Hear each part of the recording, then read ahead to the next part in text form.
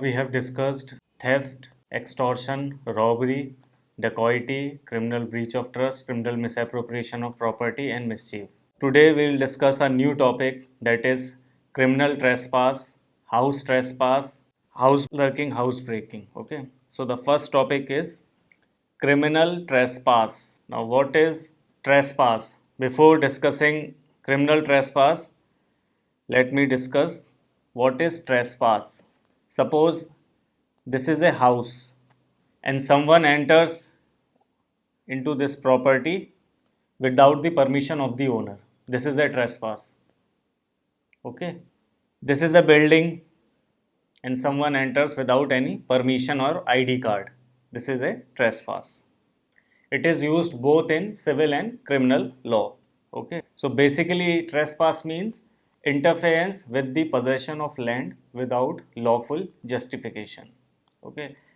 Let me give you another example. Trespass has various aspects. Okay. That is, if a person who is allowed to sit in a drawing room, suppose a birthday party is going on and X is invited and he is allowed to sit in a drawing room, he enters the bedroom without any justification. The entry into bedroom is a trespass. Under BNS, the trespass is given in section 329 clause 1. It becomes a criminal offense when it is accompanied by a specific criminal intent.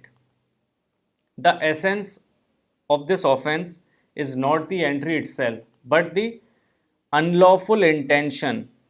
The unlawful or the criminal intention is very necessary, with which the entry is made or maintained. This offense protects a person's right to peaceful and undisturbed possession of their property. Okay. Section 329 clause 1. Whoever enters into or upon property in the possession of another enters into property which is in the possession of another with intent to commit an offense. First is with intent to commit an offense under BNS. First is the entry should be to commit an offense or to intimidate,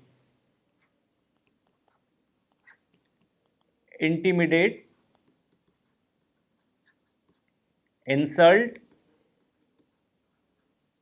or annoy. Suppose X goes to Y's house and he starts abusing Y. He starts abusing Y. He is insulting Y. Okay, so this is a criminal trespass. Or having lawfully entered into or upon such property unlawfully remains there with intent thereby to intimidate, insult, or annoy any such person, or with an intent to commit an offense, is said to commit criminal trespass. Suppose there is a meeting going on Y's place or in Y's office, and there are 3-4 members A, B, C. They all were invited to Y's place. Okay. Suddenly, on one point, there is a contradiction among the members. They are not agreeing on one point. They start, all these 4 members, they start abusing Y. That is insult. So, they lawfully entered the property or the premises, but they unlawfully remains there. He and his servants, they are requesting them to leave, but instead of leaving, they start abusing Y. This case would come under the second aspect of this criminal trespass. Okay.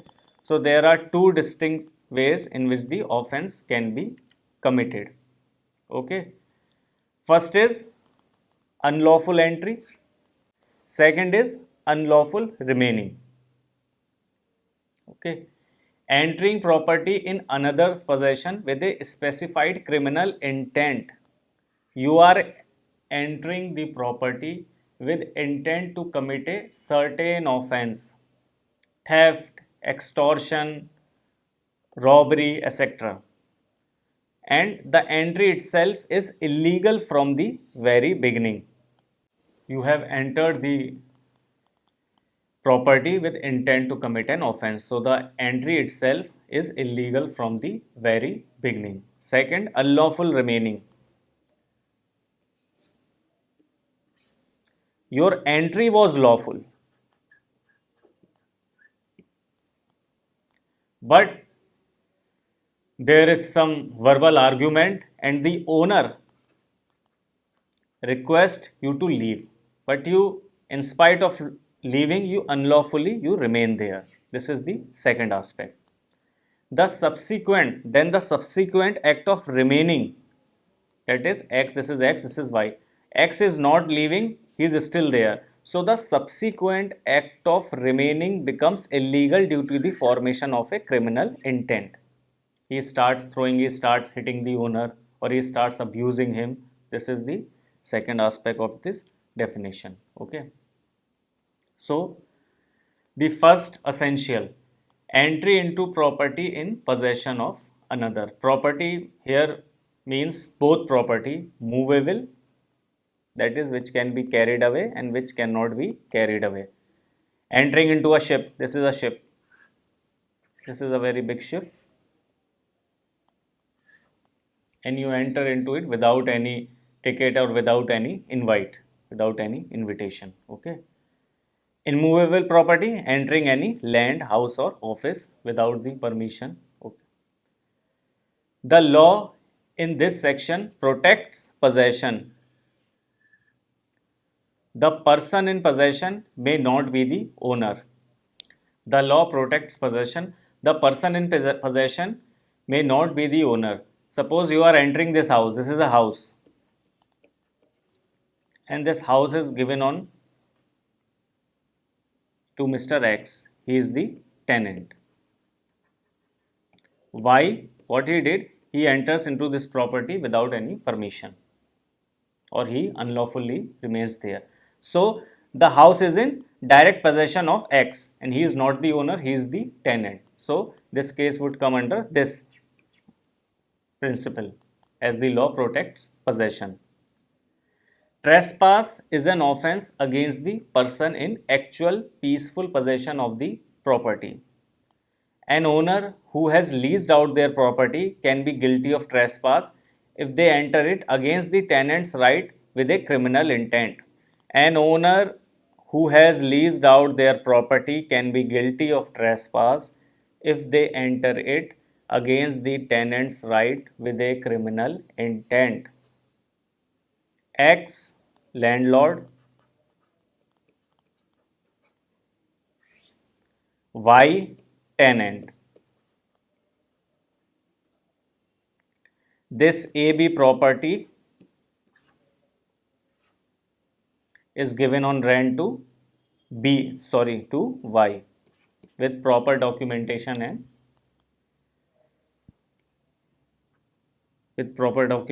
and all the necessary requirements, and this is renewed every year.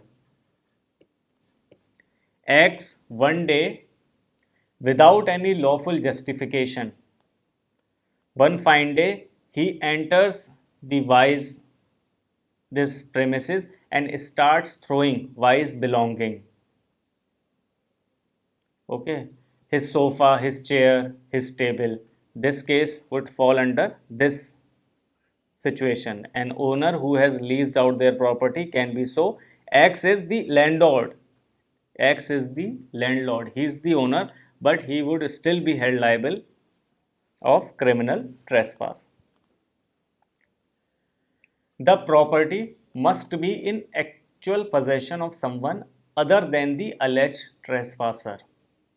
If the complainant is not in actual possession of the property, this offense cannot be committed.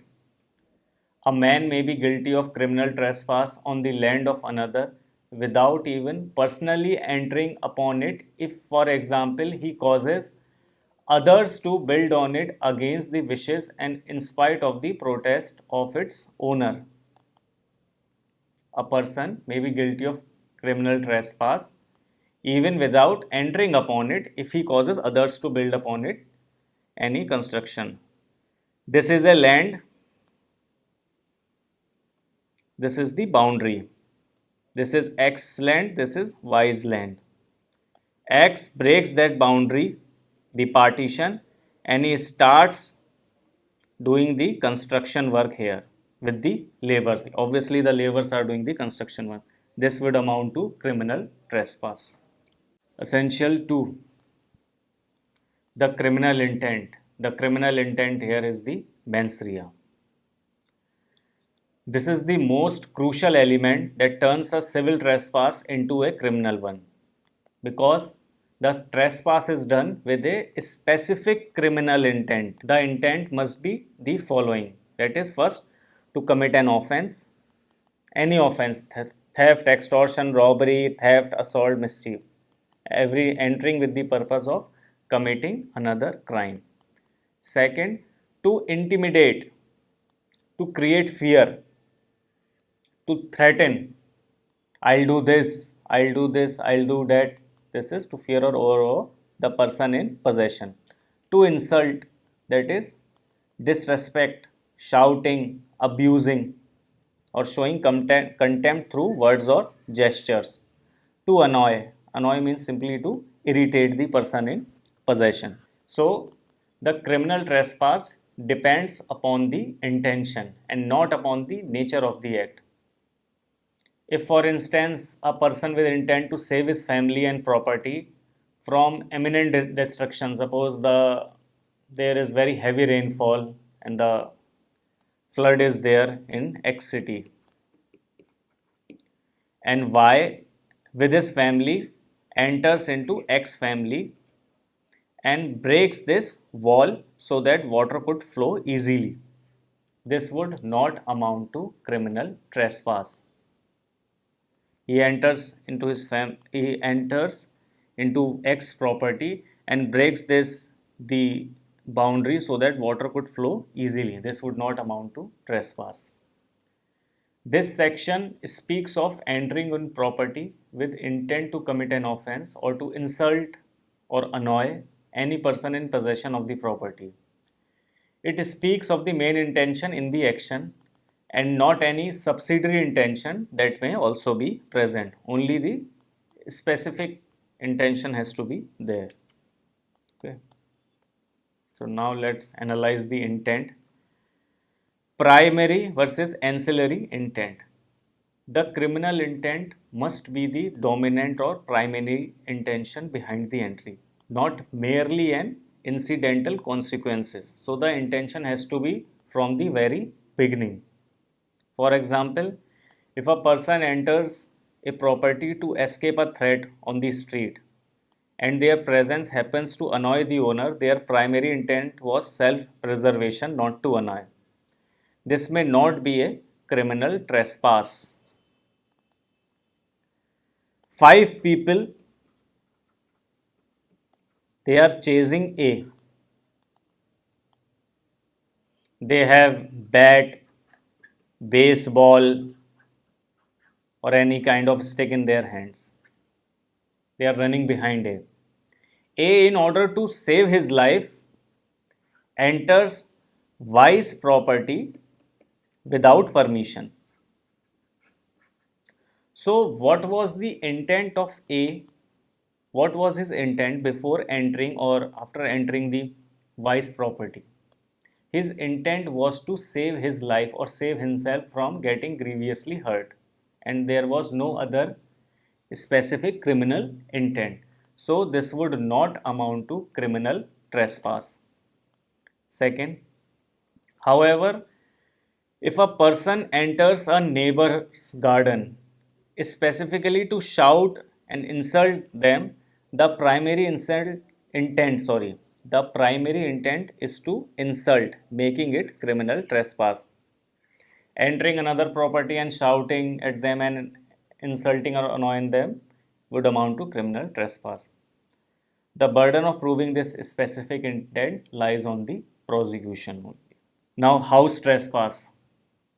This is given in section 329 clause 2. House trespass, it is an aggravated form of sorry it is an aggravated form of criminal trespass.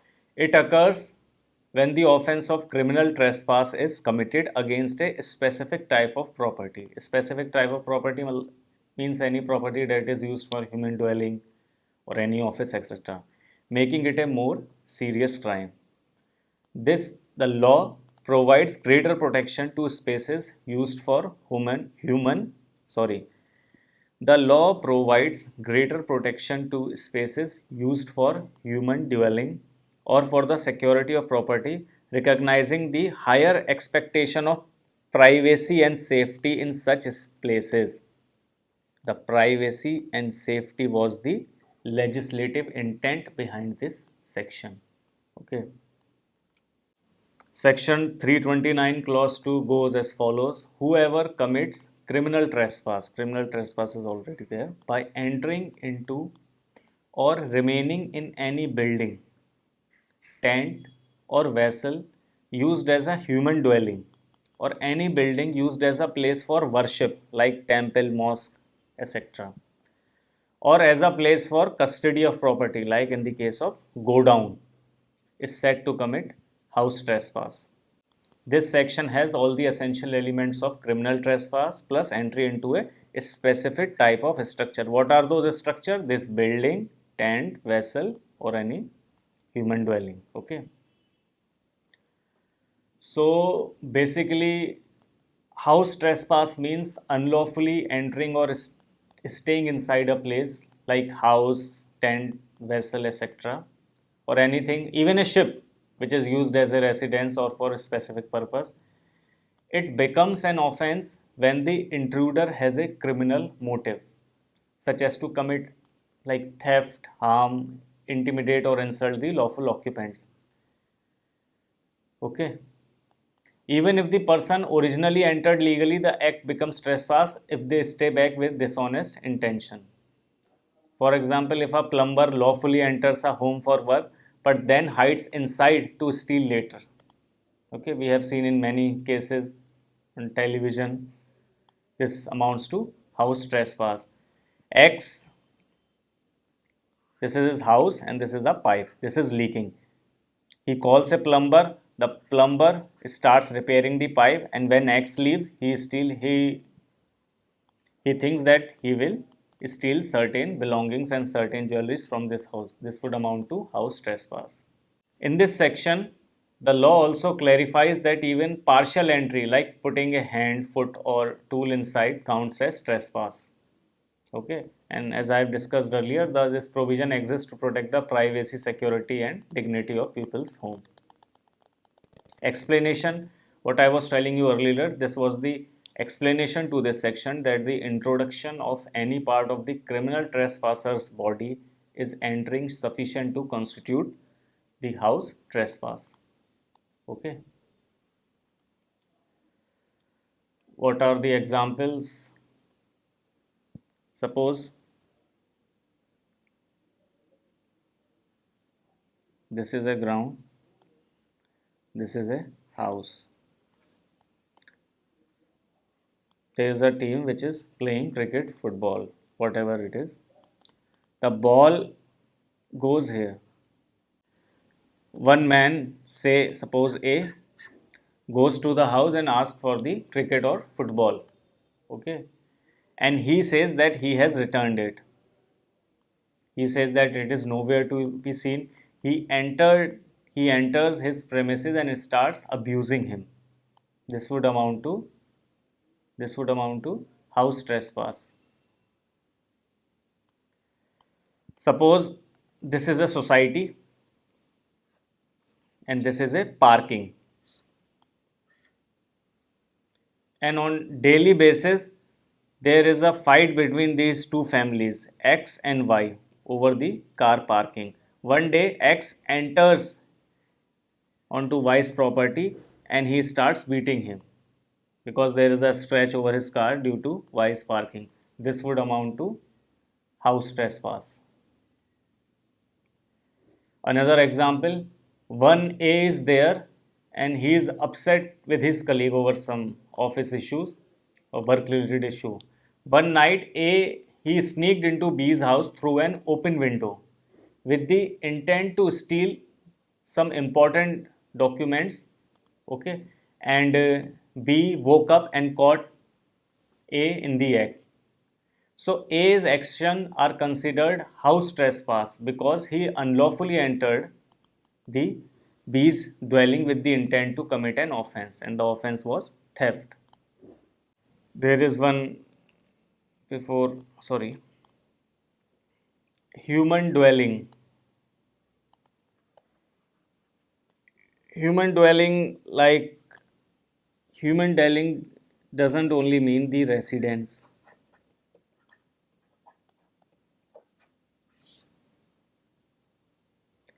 It could be a waiting room also.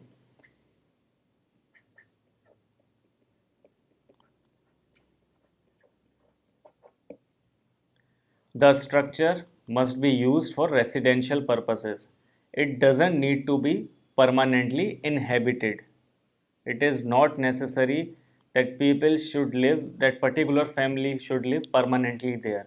A vacation home used occasionally qualifies as a dwelling. Suppose this is an outhouse or a building is situated on hills and people occasionally visit there. This is human dwelling. Place of worship, temple, mosque, church, etc. Custody of property, that is the godowns and warehouses, strong rooms.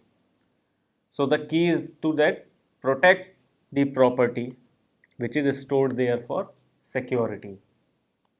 Structured. The term building is construed broadly. It must be a structure intended for the purpose specified.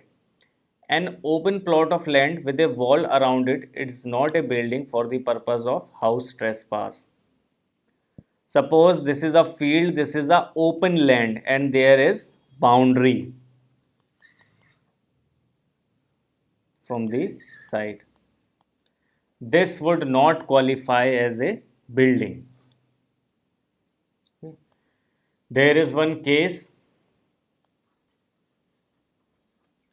Mangaraj Bank versus State of Odisha.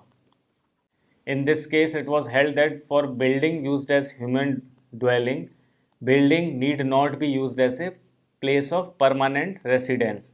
In this sense, school is a building which is used as human dwelling. Okay, schools, malls, waiting room. Punishment. Punishment is given in section 329 clause 3. For criminal trespass, the imprisonment is up to 3 months and fine is up to 5,000 rupees or both. The punishment for house trespass is given in section 329 clause 4. The imprisonment is up to 1 year and fine is up to rupees 5,000 or both. The enhanced punishment, in this is 3 months, this is 1 year, the punishment. The enhanced punishment for house trespass reflects its graver nature due to the violation of privacy and security of a dwelling or repository of property.